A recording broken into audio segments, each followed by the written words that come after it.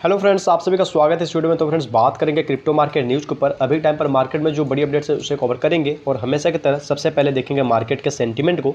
तो फ्रेंड्स यहाँ पर देखो, जो फियर एंड ग्रीड इंडेक्स की मीटर है आज के दिन आपको 39 पर देखने को मिल रहा है। और ये जो 39 का रेंज आपको जो देखने को मिला है, ये काफ़ी अरसे बाद, मतलब काफ़ी टाइम बाद देखने को मिल रहा है। जिस तरह से मार्केट इधर लगातार पंप अच्छा करते जा रहा है, उस हिसाब से सेंटीमेंट भी आपको चेंज होते जा रहा है और ये रहता है न्यूट्रल, और इधर पूरा आता है आपको ग्रीड का सेक्टर। तो चलो फ्रेंड्स, अब बात कर लेते हैं ओवरऑल मार्केट कैप, अभी के मार्केट का क्या सिचुएशन है। उसके बाद से एक एक जो अच्छे न्यूज़ दिखेंगे हम लोगों को, उससे कवर करेंगे। तो फ्रेंड्स बात करें ओवरऑल मार्केट कैप की, तो यहाँ पर देख सकते हो 1.10 ट्रिलियन के पास में मार्केट कैप यहाँ पर देखने को मिल रहा है। और वहीं अभी टाइम पर मार्केट में ग्रोथ देखने को मिल रही है, जो कि आपको है लगभग 3.25% के करीब में। तो फ्रेंड्स बात करेंगे इस वाले न्यूज़ के ऊपर, तो देखो बिटकॉइन इथेरियम का जो टेक्निकल एनालिसिस के बारे में रिपोर्ट है, तो यहाँ पे बोला जा रहा है कि बीटीसी ने क्या किया, तो $2000 के मतलब जो इतना आपको प्राइस, सॉरी इतना जो अमाउंट है, इतना अमाउंट के साथ में ये ऊपर चढ़ा। और ये किसके ऊपर गया, तो $23,000 का जो रेंज है उससे ऊपर गया। जिस तरह से फेड ने अपने बैंक रेट को बढ़ाया, उस तरह से इस पर कुछ भी फर्क देखने को नहीं मिला, यहाँ तक कि ये और ज़्यादा पुश होते हुए देखने को मिला।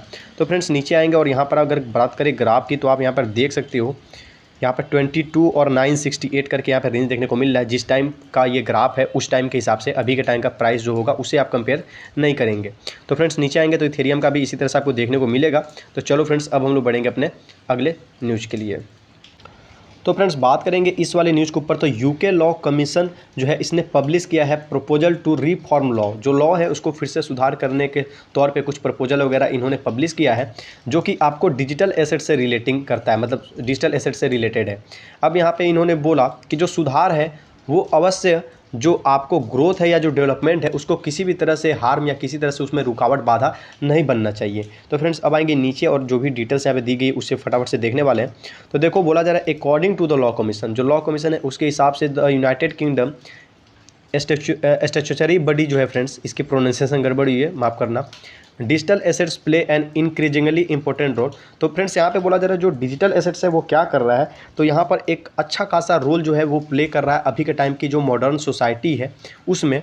और ये जो लॉ है जो कि इसी से रिलेटेड है, तो इसको क्या करना चाहिए, तो इसको अवश्य रिव्यू करना चाहिए, दोबारा से इसे मतलब देखना चाहिए।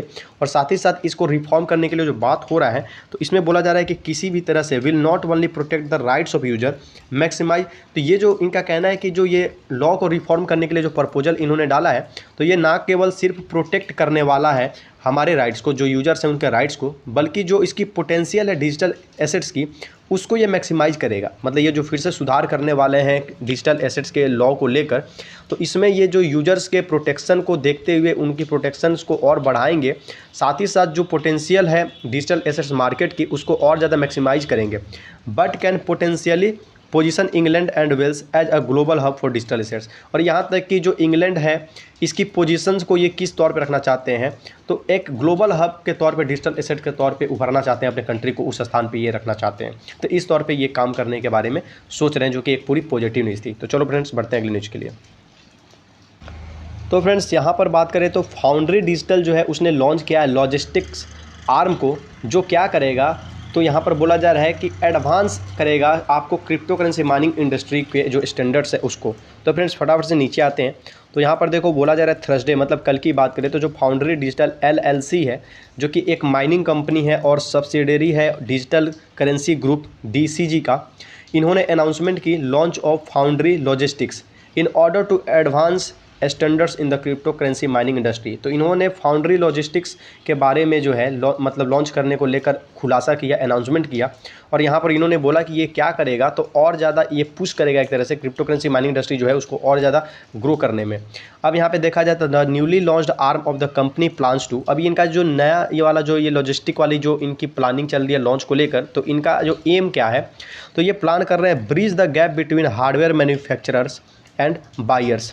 तो ये क्या करना चाहते हैं, तो एक ब्रिज के तौर पे काम करना चाहते हैं, जो कि हार्डवेयर मैन्युफैक्चरर्स हैं और जो बायर्स हैं उनके बीच में। ये प्रोवाइड करेंगे all in one solution for mining hardware deliveries. जो भी माइनिंग रिलेटेड हार्डवेयर डिलीवरीज है उनका ऑल इन वन ये सॉल्यूशन प्रोवाइड करना चाहते हैं। बायर और हार्डवेयर मैन्युफैक्चरर के बीच में एक ब्रिज का रोल ये प्ले करेंगे, इसलिए इन्होंने फाउंड्री लॉजिस्टिक्स को लॉन्च करने के बारे में सोचा है। और इनका यह मानना है कि ये क्या करेगा, तो क्रिप्टो करेंसी माइनिंग इंडस्ट्री को और ज़्यादा पुश करेगा और आगे बढ़ाएगा।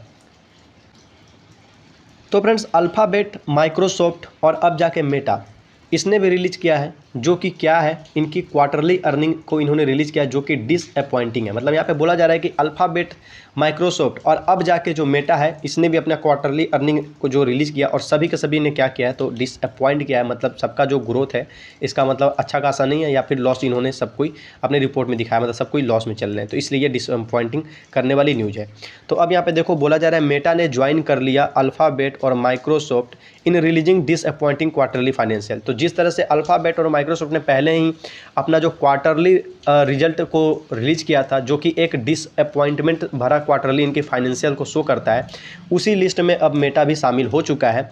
अब बोला जा रहा है कि following the companies Q2 earning calls, अगर Q2 की अर्निंग कॉल्स को कंपनी को हम लोग फॉलो करते हुए देखें तो बोला जा रहा है in a week of a disappointment for mega cap stocks, जो मेगा कैप स्टॉक्स की वीक की डिसअपॉइंटमेंट को अगर नज़र में रखें या जो चल रहा है, तो यहाँ पे बोला जाता है trio has all missed revenue and earning expectation. तो ट्रायो किसके लिए यहाँ पे बोला जा रहा है, ट्रायो मतलब 3 लोगों के लिए बोला जा रहा है। तो यहाँ पे माइक्रोसॉफ्ट, अल्फ़ाबेट और मेटा के लिए बोला जा रहा है कि ये तीनों जो है क्या किए, तो रिवेन्यू और जो इनकी अर्निंग की एक्सपेक्टेशन थी, उम्मीद थी, उसको इन्होंने मिस कर दिया, खो दिया।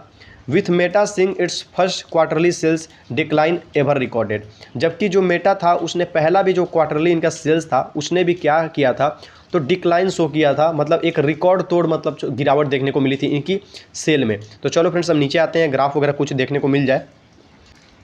तो फ्रेंड्स यहाँ पर देखो थोड़ी सी ये इंपॉर्टेंट न्यूज़ है, थोड़ा सा यहाँ पे पेशेंस बना लेना, क्योंकि ये ग्लोबल इकोनॉमी को शो करने वाला रिपोर्ट है।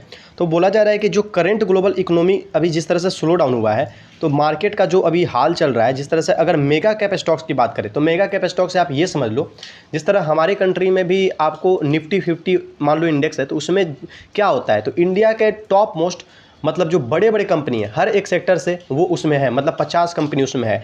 इसका मतलब ये होता है कि अगर इंडिया के अगर शेयर मार्केट की 100% इकोनॉमी की बात करो, तो कम से कम 50% से भी ज़्यादा, 50% से भी ज़्यादा सिर्फ और सिर्फ वही 50 कंपनी है। कौन, तो निफ्टी 50 का 50 कंपनी जो है वो अकेले 50% से ज़्यादा का शेयर जो है, मार्केट जो कैप है, वो उनके पे डिपेंड करता है। तो अगर ये 50 कंपनी में जो बड़े कंपनी कुछ हिल जाए, उनकी सिचुएशन कुछ ख़राब हो जाए, तो आपको पता है क्या होने वाला है, बाकी मार्केट भी धराशायी हो जाएगा, क्योंकि आधा से ज़्यादा कमांड करते हैं 50 कंपनी, जिसमें से आपको पता है रिलायंस है, HDFC है, और भी बहुत सारे आपको इन्फोसिस है, और भी बहुत सारे कंपनीज हैं। तो ये एग्जांपल के तौर पे मैंने समझाया।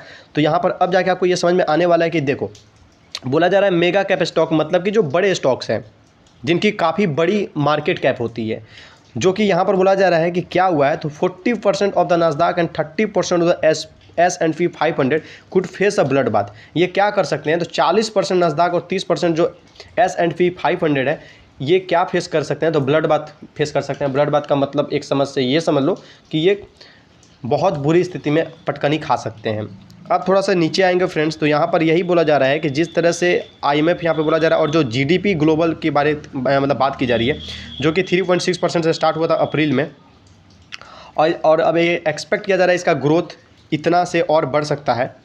तो ये सारी चीज़ें मतलब मेन चीज़ ये आपको है, ग्लोबल इकोनॉमी का जो अभी सिचुएशन चल रहा है, उस कारण से जो बड़ी बड़ी कंपनी है उनका जो मार्केट का जो परफॉर्मेंस रहा है, या फिर जो क्वार्टरली रिजल्ट आती है, ये बहुत बेकार आते हुए देखने को मिला। जैसे कि आप यहाँ पर आप देख सकते हो, यहाँ पर अल्फ़ाबेट के बारे में बताया जा रहा है कि क्या है, तो यहाँ पर बोला जा रहा है which was lower than the expected. अब यहाँ पे बोला जा रहा है कि 13% वगैरह जो है जिस तरह से एक्सपेक्ट किया जाता है उससे भी ये लोअर देखने को मिला। माइक्रोसॉफ्ट देखो तो यहाँ पर भी इसके बारे में बताया जा रहा है, तो आप इसे भी फटाफट से देख लो। अब नीचे आएंगे तो फ्रेंड्स मेटा के बारे में भी यहाँ पर देख लो, बताया जा रहा है कि मतलब जो कुछ भी एक्सपेक्टेशन लगाया गया था वो सारी एक्सपेक्टेशन यहाँ पे धराशायी हुए देखने को मिले हैं, और सारे के सारे ये तीनों कंपनी ने जो अपने रिपोर्ट Q2 के जारी किए हैं उसमें इनको अच्छा खासा लॉस होते हुए देखने को मिला है। तो फ्रेंड्स यहाँ पर देखो जो सेल्सियस के क्लाइंट्स हैं वो क्या कर रहे हैं, तो बेग कर रहे हैं, मतलब एक तरह से भीख मांग रहे हैं, बैंकरप्सी जो कोर्ट है उससे गुहार लगा रहे हैं कि क्या करें, तो क्रिप्टो को रिलीज कर दें। उसमें से ही एक बोला जा रहा है स्टेटमेंट देखो, तो 1 कस्टमर नीड्स, उसमें से एक कस्टमर को ज़रूरत है फंड्स की, ताकि वो खाना अपने टेबल पे ला सके। मतलब कहने मतलब उसके पास खाने के लिए भी पैसा नहीं है। इस तरह से यहाँ पर सेंस जो है निकल कर आ रहा है। तो फ्रेंड्स जिस तरह से सेल्सियस के साथ आपको पता है सेल्सियस एक क्रिप्टो फर्म है और जिस तरह के साथ उसने बैंकरप्सी प्रोटेक्शन फाइल किया था यूएस गवर्नमेंट के साथ, जो एक कोर्ट होती है बैंकरप्सी को लेकर, तो उसी के साथ आप 3 एरोज कैपिटल उसने भी किया था और भी कुछ कंपनीज थी जिसने बैंकरप्सी प्रोटेक्शन को फाइल किया था। तो इसके बाद से और पहले से ही उन्होंने जो है विड्रॉल वगैरह, डिपॉजिट वगैरह बहुत सारी चीज़ें अपने प्लेटफॉर्म पर बंद करके बैन कर कर रखे हैं। तो इस कारण से बहुत सारे जो उनके यूजर्स हैं वो बहुत ही बुरी स्थिति में फंसे पड़े हैं। तो फ्रेंड्स अब यहाँ पर देखो, अब इस अपडेट को करते हैं क्लियर यहाँ पे कि after the crypto lender Celsius, जैसा कि बोला जा रहा है, इसने जब फाइल किया बैंकरप्सी प्रोटेक्शन आपको 13 जुलाई को, the company recently contacted customers and explain that an employee from one of the firm's vendors accessed a list of Celsius client emails and the email address। तो फ्रेंड्स यहाँ पे ये बोला जा रहा है कि कंपनी ने रिसेंटली क्या किया, तो कांटेक्ट किया है कस्टमर के साथ में और एक्सप्लेन किया कि एक एम्प्लॉय है उनके ही फर्म वेंडर से जिसने क्या किया है, तो लिस्ट ऑफ जो सेल्सियस क्लाइंट ईमेल्स थे उनको वो एक्सेस किया है and the email addresses were transfer to a third party, और जो भी ईमेल एड्रेस करके वहाँ पे रखे हुए उनको वो ट्रांसफ़र किया है थर्ड पार्टी को। फर्दर मोर आगे इन्होंने बोला कि Celsius customers have return to the court begging to get their crypto assets back. Celsius ने बोला कि उनके जो कस्टमर्स हैं उन्होंने कोर्ट को अर्जी लिखा है या कोर्ट से गुहार लगाया है कि वो क्या करें, तो उनके जो क्रिप्टो एसेट्स हैं उनको बैक कर दें, लौटा दें। एज वन क्लाइंट सेड, जबकि एक क्लाइंट ने कहा कि he had less than $1,000 in the bank, कि उसके पास $1,000 से भी कम है उसके बैंक में और उसकी जो सिचुएशन है बहुत ही इमरजेंसी, आपातकालीन वाली स्थिति वाली उसकी सिचुएशन बनी है और उसके पास अपने घर पर छत रखना और अपने फैमिली के लिए खाना परोसना भी मुश्किल हो गया है। तो इस तरह की चीज़ें जो है इन्होंने रिलीज़ किया है, खुलासा किया है। तो चलो फ्रेंड्स, आई होप आपको ये जो न्यूज़ होगी, जितनी सारी मैंने अपडेट किया बताया, आपको अच्छा लगा होगा। तो फटाफट से लाइक करो और चैनल पे फ्रेंड्स नए हो तो सब्सक्राइब कर लो, ताकि डेली के डेली मेरे चैनल पे आपको क्रिप्टो रिलेटेड न्यूज़ वीडियो आती रहती है, तो कोई भी वीडियो आपसे मिस ना हो। मिलते हैं अपने नेक्स्ट वीडियो में।